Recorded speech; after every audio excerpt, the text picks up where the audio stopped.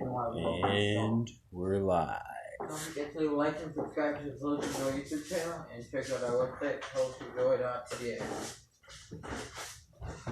Hello, I'm Pastor Doug. Our host Rowan has just left the room, I think, to fill up his mug. Tonight we're reading Mark chapter 15, verses 20. Welcome to a moment of joy.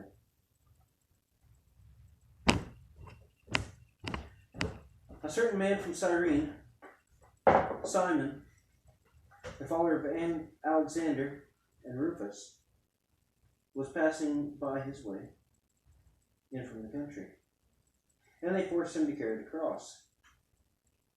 They brought Jesus to a place called Golgotha, which means place of the skull. Then they offered him wine mixed with myrrh, but he did not take it.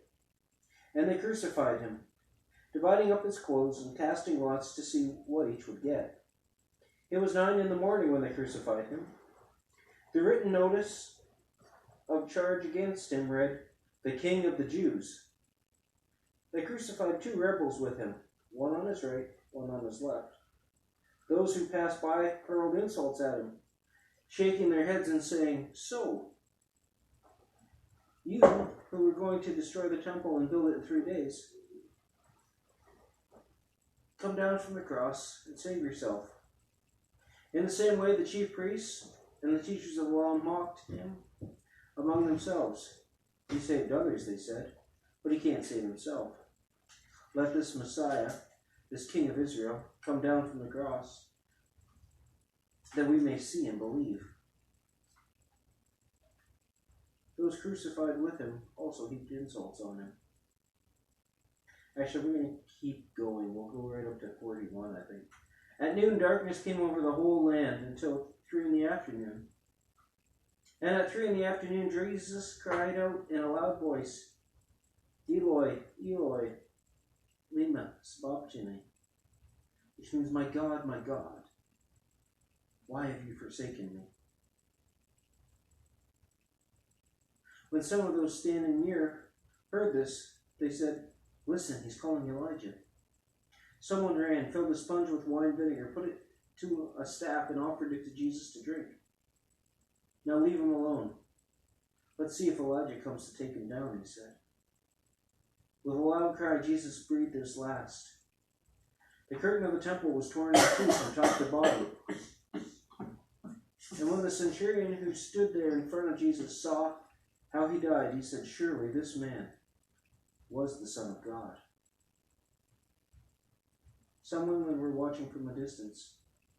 Among them were Mary Magdalene, Mary, the mother of James, the younger, and of Joseph, and Salome. In Galilee, these women had followed him and cared for his needs. Many other women who had come up with him to Jerusalem were also there. All right. Do you have any questions about that? You understand it all? Why was the temple torn in half? Or not the temple, the curtain in the temple torn in half. That happened? Yeah. I may be a little low down. Do you know? It's very important. When that temple, or that curtain, separated the Holy of Holies from the regular part, it was signified the separation between man and God. And when Jesus died on the cross, that temple was torn so people could come and speak directly to God. And that's why they mention it here. Very important. Anyways, we're going to pray now. Is there any prayer requests on there? No.